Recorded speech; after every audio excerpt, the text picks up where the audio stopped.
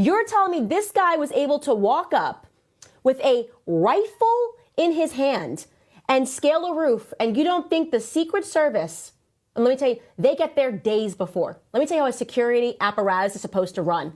Days before, they get in and they look at every possible angle in which somebody could hurt the president, okay? And I'm not even talking about once you get to the Secret Service. I'm talking about if you just have security in general. Before you speak, they will go, hey, this is the stage? Okay, let me tell you, that right there is a problem. They'll mark that as a spot. That right there is a problem. We need to know who this person is. They'll knock on doors, okay? They got to figure out every possible angle that any individual could potentially get on a roof, because you know what?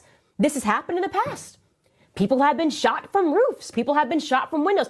There is a 0% chance that some random person with a rifle was able to scale a roof, unless there was just an unbelievable failure in intelligence. And you want to know why it's unbelievable? Because I don't effing believe it.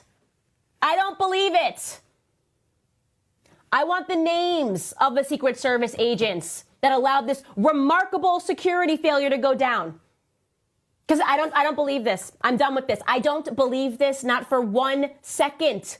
Having been around the president, having literally almost watched my husband get shot because he came down the wrong set of stairs at the NRA, screaming at him.